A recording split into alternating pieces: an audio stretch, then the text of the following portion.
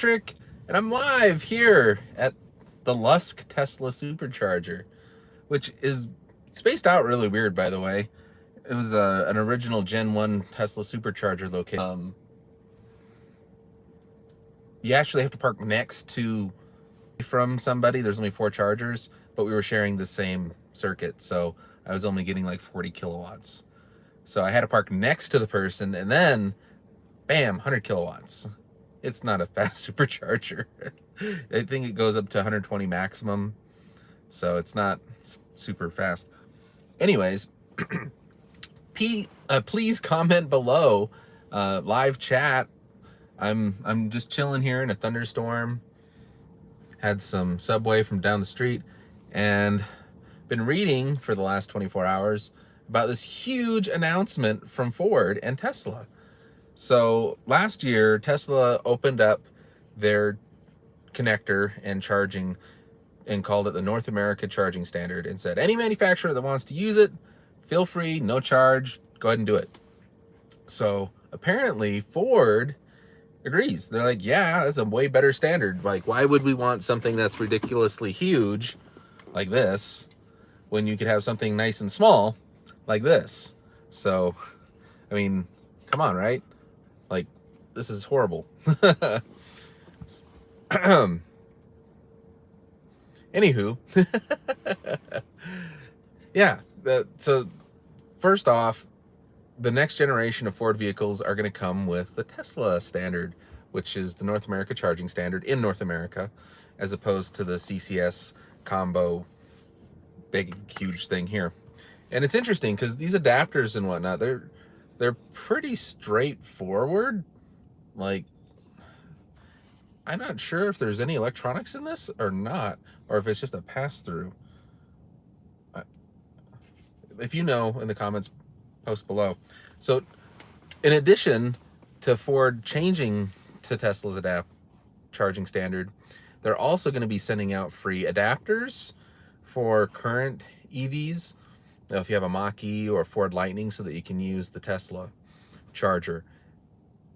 And that's where it gets a little confusing, because like right now, my Ford Lightning, I have adapters that can go from J1772 to the North America Charging Standard, kind of like this, but in reverse. And then the other way around, there's no such adapter. It doesn't exist. The closest thing is the Magic Dock, which is on the newer V4 superchargers and some retrofitted V3 superchargers, where it's built into the cable and the way that it docks into the supercharger. And the other really cool thing that Ford announced, the way that they're doing it, is it's going to work with the Ford Pass, their Blue Oval network, or wherever, where you put in your credit card information and you just plug in and it charges. So you won't have to go into the Tesla app. You won't have to select the stall and have it start. You'll just be able to take out the Tesla connector and plug it in just like a Tesla, and it'll automatically charge your credit card on file, which would be great. It works with Electrify America most of the time, but not all of the time. And it's kind of slow. It's weird. It's like you plug it in, it thinks about it for a while, and then it shows a screen for like another 15 seconds saying, oh yeah, you're going to be charged 40 cents a kilowatt, and it has a little timer. I'm like, well, I just wanted to charge. And you hit skip, but if you just want to like plug it in and get going, you got to wait for a while, then you got to wait for a little while longer, and hopefully it'll just say on your phone or give you an alert or something instead, or they can make that time shorter and just flash on the screen, because it's on the screen. I guess it's on the screen beforehand, but you get charged different rates, and you get a certain amount of free charging with a new Ford. It'll be interesting. So I see that we've got people watching. Please post in the chat. What are your thoughts? Is this a good thing or a bad thing? I mean, Tesla was already going to be putting these Magic Docks on their superchargers so other EVs could use them. But this is the first other manufacturer than Tesla that's going to be using the standard. And I think that's it. I mean, it's a done deal, right? I mean, if Tesla already majority of the charging stations and Ford's joining and switching over, they say they're the #2 electric car maker in the United States right now. I think GM's got big plans, but they don't really have anything on the market right now that competes yet. I mean, they've got the Hummer, but they only make like 4 of them a week or something ridiculously low, and they killed the Bolt.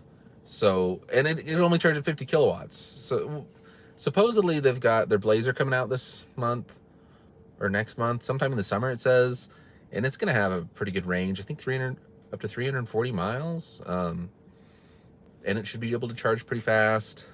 They've got the truck coming out, the Silverado, supposedly any month now, and it's gonna have up to a 450 mile range on the work truck version for like around 80 grand. Pretty cool. Okay, I see. Oh, where's the chat? I saw something pop up. Forgive me, this little app's weird. Oh,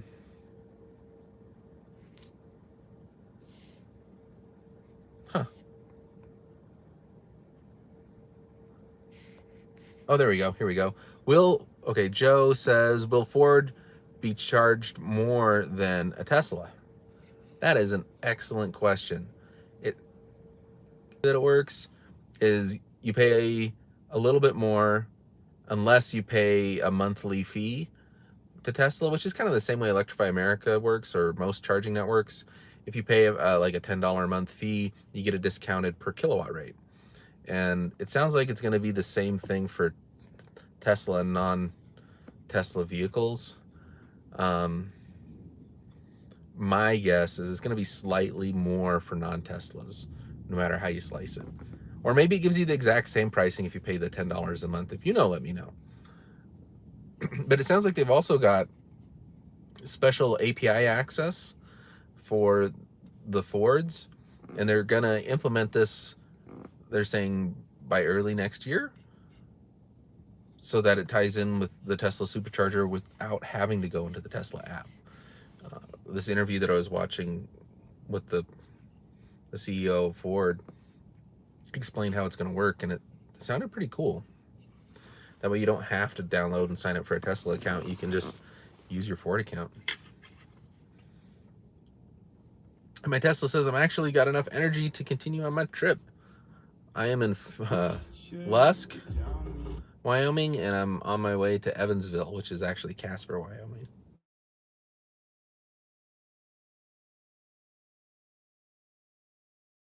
Through Wyoming, almost always you need about 200 miles to get to the next town. Pay no attention to what the estimator says. Well, I don't know. It's good to pay attention to it, but you can get some places with like 140 miles, but generally between Superchargers in Wyoming, because of the wind, the cold, uphill, whatever, you're usually the 200 range is the sweet spot, because if you go more than that, it takes a lot longer. Usually it slows down on a Model 3 or Y. If you've got like a S or X Plaid or something like that, the newer refreshed ones, they go up to 400 miles of range almost, and you can maybe get to 350 before it slows down. But yeah, I think 400 is kind of the sweet spot. You get close to that and you can usually make it just about anywhere in Wyoming. Almost. Any more chat before I wrap this thing up?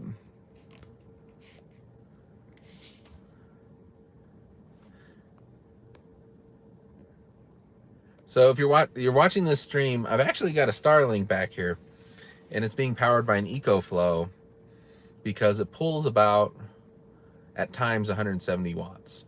And most inverters that use the 12-volt outlet have a hard time doing more than 130 watts.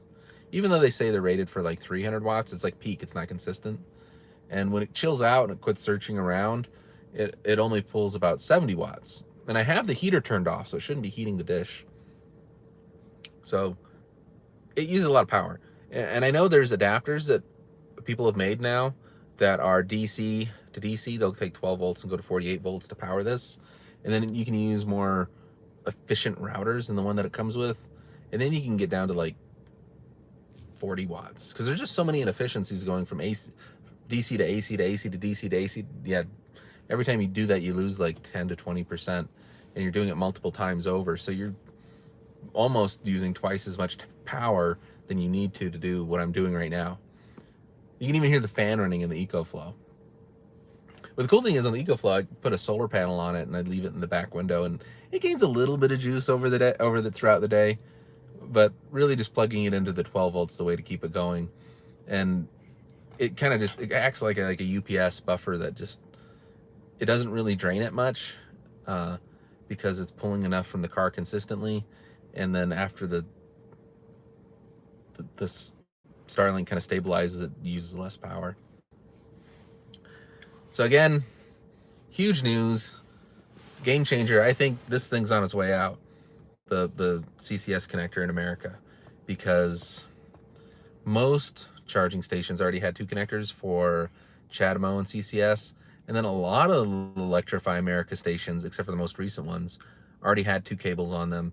Both of them were CCS, even though you can only use one at a time, which I thought is kind of weird. I'm willing to bet big bucks because of the way that Tesla worded it when they opened up the standard. They said a lot of them charging networks are going to be adding the connector. So I'm pretty sure those are going to switch, because Tesla is part of the CCS group and they helped with the standard. They were trying to convince the form factor to be switched to the Tesla one, because they're essentially this, maybe I'm wrong, but from what my understanding is CCS and Tesla are very similar on everything except for the physical connector.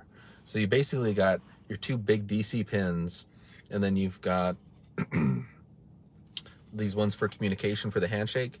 There's like a little 12 volt signal that goes through here and a ground, and it'll basically just say, yo, it's safe, there's no charging faults, it's not going to arc and explode, and go ahead and release the Kraken. You know, release the huge amount of power that this thing can handle, which is apparently up to 1 megawatt.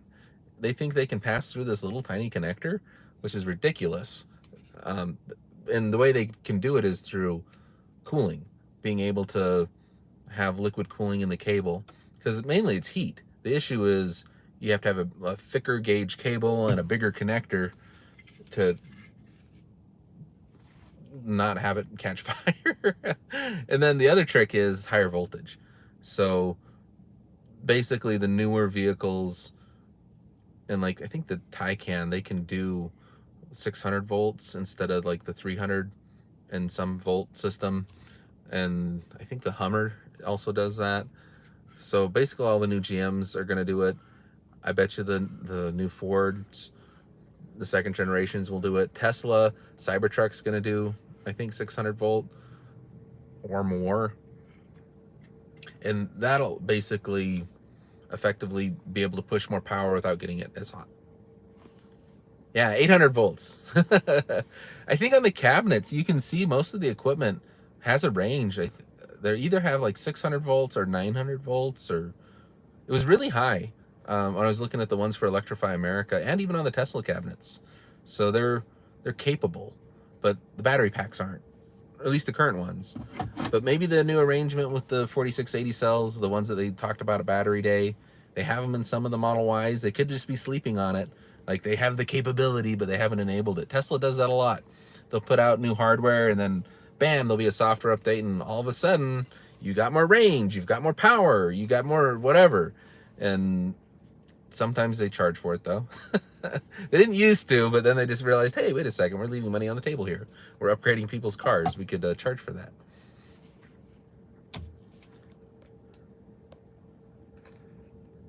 Well, I better get on the road.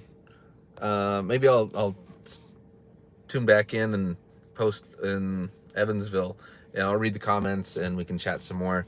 What are your thoughts? Do you think that this is a good thing? Do you think this is the final nail in the coffin of CCS and that everything's going to switch to Tesla? I think so. I think the Ford's going to put the port on the other side of the Lightning, because it's already set up for it. It looks like it could be a door like any second now.